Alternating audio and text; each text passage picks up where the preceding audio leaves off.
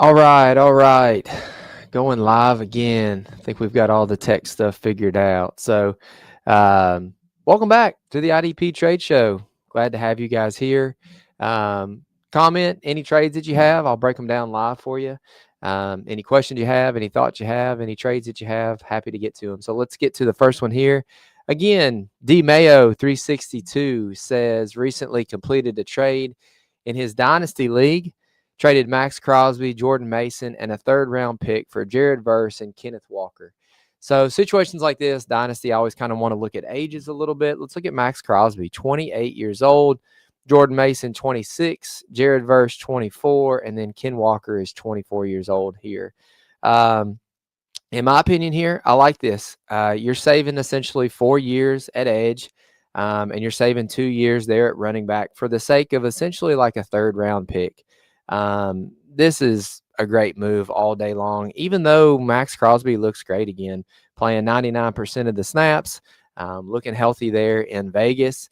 Really like Max Crosby, kind of even as a buy right now in Dynasty. Still only 28 years old, has a lot of life still on the shelf as an edge. But anytime that you can save 4 years at edge, save a couple years in terms of Jordan Mason to Kenneth Walker at running back, for the sake of a third-round pick, I'm for it all day long. I will say, though, the only upsetting thing is I'm kind of ready for Jared Verse to start trading some of these pressures into sacks. I know the pressures are great with him and Byron Young there in Los Angeles. That defensive line is really good with Kobe Turner and Braden Fisk. But I'm ready for Jared Verse to start getting home on some of these and actually putting some of the pressures to sacks in terms of IDP production. So D Mayo, great trade there. Let's get to the next one. I got a trade in a league where we give bonuses to 10 plus tackles, 2 plus sacks, 2 plus interceptions, tackle heavy league scoring wise. We've got 10 team, 2 QB, start 10 on offense and 9 on IDP. So in this trade, Ashoka sent a 2026 second and a 2026 third, and I get Stephon Diggs and Josh Hines-Allen. The trade occurred before Diggs blew up in the game against Buffalo. So I really like this. You've got Stephon Diggs, 31 years old. You're pretty much riding Diggs out at this point. We don't know how much more shelf life Diggs is going to have in Dynasty. I do like it. I do like Diggs rest of season. I don't really know what his outlook is gonna be in Dynasty setups moving forward. He's getting a little bit older. But I do like the purchase here of Josh Hines-Allen. You've got a 28-year-old in Josh Hines-Allen. Really good production-wise. I pulled this from Next Gen Stats earlier, but Abdul Carter and Josh Hines-Allen are the only players with more than 20 pressures without a sack on the season. And I really expect that to change at some point. I think probably those are two of the biggest names right now in IDP to go and buy, being Abdul Carter, because he is really yet to get home on sacks so far this season.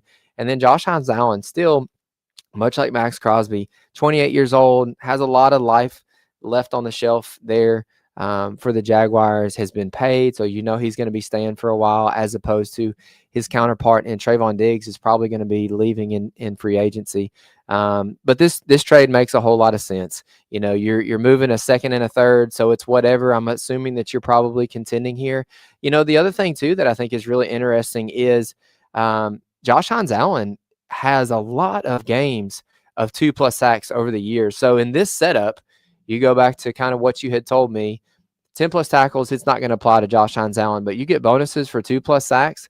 That's a guy that's really valuable in a setup like this. He's not going to do it all the time, but Josh Hines-Allen's a lot of times in situations where he has been productive in his career, he lumps a lot of those sacks and everything together. So always a fan of that. All right, IDP show, welcome. Thanks for joining in, Josh Raymer. Hey, glad to have you, buddy. Glad to have you in here. Rougarou, let's get Verse home. Yeah, it's time.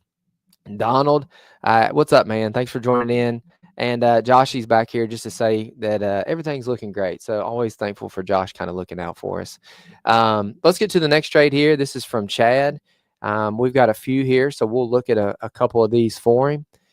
10 team, 11 offense, 11 defense. We've got 2 tight ends, PPR, quarterback heavy scoring, 3-point solo tackle. Okay. Otherwise, it's basically fairly even scoring wise. So we've got Chiga Okonkwo plus an 11th for Jesse Bates in the 5th. I will say about this one, Chig's name has come up numerous times here in the last week or so in trade discussions in the NFL as a whole, aside from, fantasy football. As the Tennessee Titans continue to circle the toilet down there in Nashville, it's not looking great for anybody aside from, maybe Cam Ward, Jeffrey Simmons, and Alec Ayomaner are the only stalwarts that might be staying there in Tennessee. So, just kind of a name to put a pin in. Chig has just kind of always been this guy who the upside has always been really great for him, but he's just never really produced regularly. But maybe if you were to move on from him and put him in a better situation, that he would be a better player. Bates has been so good so far this year, 29 tackles, yet to have a big play, really. Doesn't really have much to speak of. This trade probably makes a whole lot of sense because Chig, let somebody else kind of sit and wait on him to see if it ever works out for an 11th. And then Jesse Bates plus a 5th. So Bates, you get some IDP production and you get a higher draft pick in the future. I'm okay with that. I think that's a great little move. Josh Downs plus an 11th for Derwin James and a 5th. Derwin James on the season, 42 tackles. He has 1.5 sacks and he has 1 INT on the season.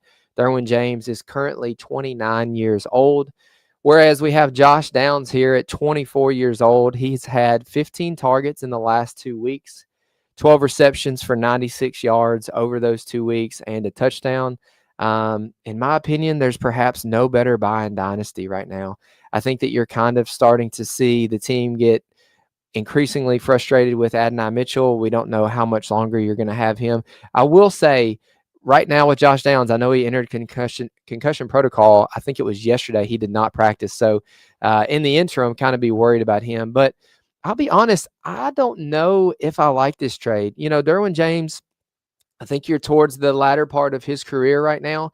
You do get a 5th, which is nice, and you're kind of selling Josh Downs a little bit high and getting an elite safety in Derwin James. You're getting a top 5, top 10 safety in Derwin.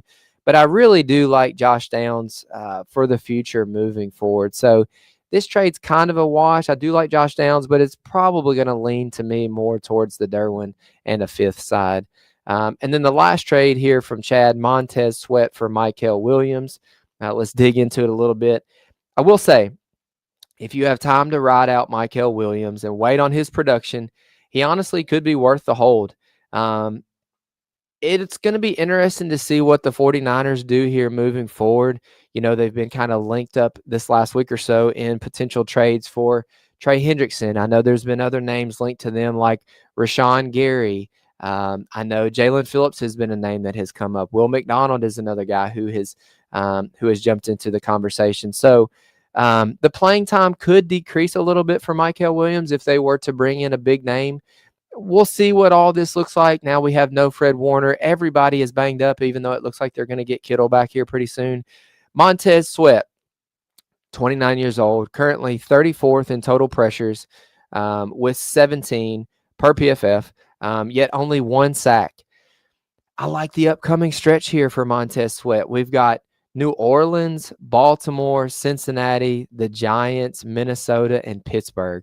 So you've got inexperience there with New Orleans. You've got Baltimore. Who knows how healthy Lamar is going to be. Cincinnati, congratulations to Joe Flacco. You're going to sack him a ton. The New York Giants presumably is going to stay Jackson Dart. Rookie quarterbacks are always going to be able to take sacks. Minnesota, who knows whether it's going to be Carson Wentz or J.J. McCarthy by the time that week rolls around. And then you've got the statue in Aaron Rodgers there in Pittsburgh. So while for the long term, maybe this works out for Mykel Williams over the next 5 years, I do for the interim period kind of like this for Montez Sweat. I think he's going to be a little bit better here over the next 5 to 6 weeks. So again, Chad, thanks for the trade intel here. Let's get to the next one. This is from Mike. We have a 12-team league, 22 starters, 53-man roster with full practice squads. That's a benefit. Anytime you've got that practice squad on there, it just makes your bench a little bit bigger, which is always nice if you're very active in Dynasty. And then $189 salary cap. He gave up a 26th first, a 4th, a 7th, and this is a 10-round rookie draft, 12 team. Luvu, who is $6, Devin White, who is $7, defensive back Trevon Moehrig, who is $10, Chuba Hubbard, $2, and then Ray Davis, who is $1. All players here were on expiring contracts, and the re-sign values were higher for every one of them. And he received wide receiver Jamar Chase on a 4-year deal for $19, David Montgomery on a 2-year deal for $9. So before the trade, Mike says he was at $175 of the $189. After the trade, he is at $177. So like all of them, let's dig into this just a little bit. Frankie Luvu, 29 years old, the back half of his career. I'm not super optimistic about Luvu anymore. He does have the pass rush upside, which is always kind of nice in big three scoring leagues. I've kind of seen Luvu. I think we've seen the best of him, so I'm okay to move on from him. We're all okay to move on from Devin White at this point, even though this season has been great and it's been a little bit of a change of pace for Devin White because we've seen him move on from multiple different spots now. You know, how much longer can we really rely on him? I don't think very much longer. Trevon Moehrig, he's fine. He's been okay this year, but we can find guys like him on the waiver wire, and we do week in and week out here at the IDP show. Chuba Hubbard, it's in a fine situation, and honestly, in this situation, he's a really nice contract with $2. But now, what in the world? How does this shake out with Rico Dowdle being just this resurgence there in Carolina? You know, rushing the ball for, was it almost 200 yards, I believe, last week? So I'm cool to sell Chuba Hubbard. Is he a handcuff? Is it going to be a 50-50 split now? It sounds like the team is saying that Rico Dowdle has now earned playing time. And I don't know how you sit a guy like Rico Dowdle now, even with Hubbard essentially coming back into the fold here pretty quickly. And then Ray Davis is just kind of a handcuff, honestly. But Jamar Chase, really nice contract. In my opinion, it's a great time to kick the tires on a guy like Jamar with Burrow out for the rest of the season. You're never going to have a better window to maybe ask and see about acquiring a guy like Jamar as you do right now. David Montgomery, another running back who is really, really good, really good backup and also kind of in his own right. Looks like a really, really good running back to have aside from Jahmyr Gibbs. He's going to have some end zone looks and going to have some short yardage plays to maybe get a touchdown from time to time. But Mike, you absolutely smashed that one. Let's get to some of our comments on here. Donald, I clearly underappreciated the extent of Bobby's disc golf love. Yes, I am even hesitant sometimes to show anybody my disc, but this is just a few of them. I wish it was all of them, but that is not quite the case. I do play quite a bit of disc golf. Can we get an inventory count on the disc? David Kelly, absolutely not. I will not tell you what is behind me. Ben Ratty, let's get to a little live comment here. Appreciate the intel, Ben. Recently traded George Pickens for R.J. Harvey, a 26 second, and James Pierce. How'd I do? A little bit more information on this trade. Recently traded Pickens for R.J. Harvey, 26 second, and James Pierce, 12-team RSO league. Pickens on an expiring contract who got signed by the next owner for $40 million. Also got off $10 million Anthony Richardson. The fact that you saved probably, I don't even know how much that is. I'm assuming James Pierce is $1 million, probably $2 million contract. R.J. Harvey was probably a second-round draft pick, maybe late first. So you're probably talking anywhere from $4 to $6 million contract. George Pickens is now $40 million and then $10 million in A-Rich. So you got off of essentially $50 million in cap. You got R.J. Harvey back. You got a 26 second, and you got James Pierce. I will say George Pickens is really, really good. He's been awesome the last couple of weeks, but people are forgetting, and we've got a trade coming up here in a little while. Jake Ferguson has been really, really good. CeeDee Lamb is almost back. So the manager probably should have been a little slower to extend George Pickens in RSO. There's going to be a couple weeks here coming up pretty soon that George Pickens is not going to see 13 targets. He's not going to see 15 targets. You're going to all of a sudden have Lamb back.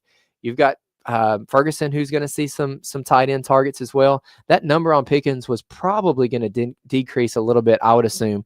I know he's still done what he's done, and those RSO leagues are set up to be based off of where the wide receiver is performing during the season. So all of that is a little bit subject to change. I'm a RJ Harvey believer. I think that Dobbins' time is limited. I really like James Pierce. If you can stand to hold him, and then a 26-second is just that's icing on top of the cake. So absolutely, I'm a big fan of this trade. Way to go, Ben Ratty. Let's get to the next one. This is from Houston here. Full offense and defense. Start 11 on both sides. He's contending. Houston is, and then the other person here is rebuilding. I get Verse and Brees, and he gets Ladd, Dallas Turner, and a third. All right, so this is a really interesting little deal here. Jared Verse is going to be the better defensive end right now in this trade. Dallas Turner, it still hasn't happened for him yet. You've still got Grenard, who has been playing just okay so far this year. You've got Andrew Van Ginkel there that's getting the playing time over Dallas Turner. Dallas Turner's playing time has been up so far this year versus, obviously last year when he was a rookie. So for the long term, I think the IDP value here is going to be on Jared Verse's side if we're looking at the defensive ends. Let's dig into Adam's rankings a little bit. If you're new to the show, new to the site, go to the idpshow.com. Sub the site. It's $5 a month. You get the craziest list of dynasty rankings the world has ever seen when it comes to IDP, which is the brain of Adam Markham. Let's look and see right now. So he has Jared Verse as the edge 4 in dynasty right now. And then Adam, who is a bit progressive when it comes to age for his defensive ends, has Dallas Turner right now as the edge 11. So while it's pretty close, I do kind of skew Jared Verse to Dallas Turner here, even though I believe there's a little bit of an age gap. Breece Hall has been really, really good so far, and I think Breece Hall is a nice little buy right now. I don't always understand why people are wanting to get off of Breece, and I know there's kind of the weirdness what's going to the future look like with him in New York, or is he going to move on? I think it's a great time to bring in a guy like Breece. Ladd McConkey's been a little bit disappointing this year, not because of essentially what he's done, but because of how good Quentin Johnson has been. What a weird world we're living in. I mean, rookie season, Quentin Johnson couldn't catch the ball, was really struggling, but now just looks like an absolute freak on the football field. So I do really love the side of Verse and Breece. I think Verse is going to have a better career than Dallas Turner, and I do like the sell on Ladd while Quentin Johnston looks like he's going to be a player for essentially a third. I think this makes sense for you as a contender. I think Verse is going to get you more points in 2025 than Dallas Turner is going to be. It's kind of a weird start right now with Dallas Turner. You're going to get some good weeks from him. But Jared Verse is going to be a little bit more of a stalwart. He's going to be a little bit more entrenched into that defense than Dallas Turner is. Dallas Turner is going to have some times, but he's liable to be on your bench when he's actually scoring well. So Houston, great trade. I think this trade makes a whole lot of sense for you. All right, let's get to the next one from Tory Rogers here. Traded Jack Campbell and Kamani Vidal for a first, likely a top 6. And after picking that, he picked up Tatum Bethune, who saw some of the highest fab I have seen on a player in 2025. So let's hope they don't bring Eric Kendricks back, or Nick Martin all of a sudden sees a whole bunch of playing time, because that would nuke a bunch of the fab that was spent there on Tatum. Jack Campbell, playing time has been better this year. I will agree. Me and Adam have talked about it on the podcast, as well as Josh. That his playing time has been better. He's getting closer to 100% of the snaps pretty much weekly. But is he ever going to enter this elite category? He's playing better. He's more reliable. His playing time has increased and everything, but he's just really a little bit boring. He's just kind of yet to enter that category of players in IDP as far as linebackers are concerned that's worth a first in Dynasty. Let's pull up Jack Campbell's log so far this season. His tackles have actually been really good. He has 3 tackles, 3 games of double-digit tackles on the season. He has 2 sacks, 2 forced fumble, and a fumble recovery. So maybe I need to walk this back a little bit. Maybe Jack Campbell has been a little bit better than I'm giving him credit so far this year. It's just kind of hard with Barnes and Anzalone there. They're pretty good from time to time. I don't know. Jack Campbell's just not a guy that I have a whole lot of in Dynasty because you probably paid a lot to get him. I don't know. I'm kind of sitting on the fence with Jack Campbell. I kind of want to see it a little bit more. Kamani Vidal, great week last week. That's awesome for him. They're going to bring somebody in. Omarion Hampton, I love in Dynasty. It's a great Dynasty play. If you can get him right now, it might be a fun time to kind of kick the tires on Omarion a little bit. But with him and Najee out for a while, I would not be surprised at all to see them bring in a veteran running back. I know they were kind of looking around a little bit before Vidal's last weekend. Vidal had a great last weekend, but I think anytime you can trade a guy like Jack Campbell and just throw in Vidal, because he could literally be nothing here pretty soon, it's absolutely worth doing. Anytime you can make a profit like that in IDP, it's definitely worth it. So great trade. Anytime you can make a profit, you got to do so. Next one, Brian Serrano sent a 27 third and Pacheco for Demarion Overshone. And then in another league, a 26 fifth and Pacheco for Overshone. As much as I hate to say it, because I was a Pacheco guy, I picked him up in a lot of leagues and have ridden him to the point in the season that we're at right now. He's just not catching enough balls for it to matter.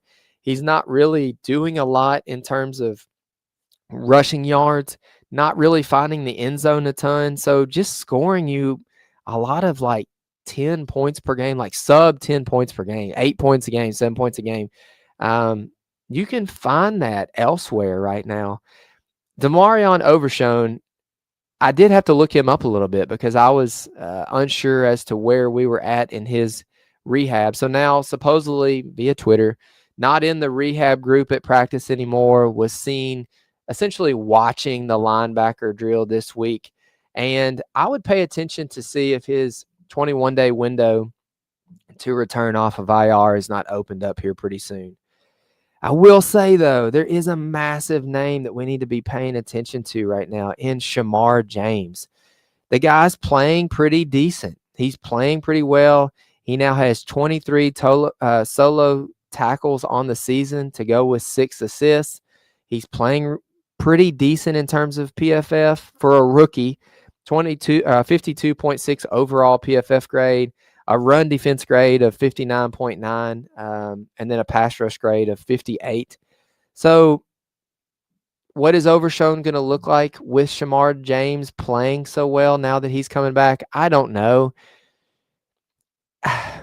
This trade is kind of up in the air because Pacheco is definitely regressing. How much more do we really care about him in Dynasty? Not much longer. Brashard Smith is getting more playing time as the weeks go on. I do think this trade is a little bit backwards. I would probably rather give Pacheco for Overshone in a third or Pacheco for Overshone in a fifth. I want the person who is coming to me to, make this deal to be the one throwing in the pick. I don't also want to be the guy that's just throwing in a third or a fifth just to get this deal done, because it can be hard to find running backs in the NFL. And while I don't think Pacheco is very good right now, he's getting the playing time, and with so many people banged up, that can be hard to find. So sell Pacheco always, and put a pin in Overshone. Just kind of pay attention to him, see where the Cowboys are at with him. Last couple trades we've got here, unless we've got some in the comments, we've got Big Al here. Tight end, premium, super flex, start 11 offense, 11 defense, IDP 1, 2, 3 scoring. Tight end is my team's biggest need. So a 26 late first. He is 4-2 now, making moves to improve still. Abdul Carter for Jake Ferguson and Will Anderson. So in this trade, we're moving a 26 late first, Abdul Carter for Jake Ferguson and Will Anderson. If this were not tight end premium, I wouldn't care for it that much. But with you needing tight end and with it being tight end premium, I would assume that your 2026 first now with the addition of these guys is going to make it, what did this say this is? How many teams? It doesn't say, but let's just say you're like the 110, 112, 108, 109, somewhere in that range. Man, that pick every year is just kind of gross. It looks really good going into drafts, but it just never turns out to be as juicy. Those guys don't ever end up being as good as we presume them to be. Every single year you're looking at guys like this last year was RJ Harvey. A couple years ago you were looking at Xavier Leggett, Ricky Pearsall. Abdul Carter was probably taken in that same range last year. So if it's not a top 6 pick in Dynasty, in these mixed leagues of offense and defense, I just really don't value it a ton. And then you add a guy like Jake Ferguson and Will Anderson. Ferguson has been a smash so far this season. I think in most setups, he's going to be your tight end 1. Will Anderson, the IDPshow.com, get in Adam's ranks. He is Adam's edge 2 right now in Dynasty. While I do think it is a nice time to buy Abdul Carter if you can, this makes a ton of sense. I think that you could even look back and this is too light. I think that you probably need to pay a little bit more for Jake Ferguson and for Will Anderson in a setup like this. So Big Al, absolute smash. Great trade for you. Way to go. Last trade that we will review today, unless we've got some more comments that come in. Appreciate y'all joining in the IDP Trade Show. We will try to do this once a month, twice a month. We'll do this a little bit more regularly as we're, getting to the halfway point of the season, and we've got rookies that are going to start getting more playing time coming off of teams' buys. The water's a little bit muddy here in the middle of the season as contenders and pretenders are trying to iron themselves out as to whether they're going to make the playoffs or not. People are trying to make a push. So from Jonathan FF, trade away Jared Verse and Cam Curl for Brian Burns in Dynasty. Big 3 scoring. Wow, I don't know about that. Dynasty Big 3 scoring is going to definitely weigh your TFLs, your sacks, your forced fumbles, strip sacks like that adequately.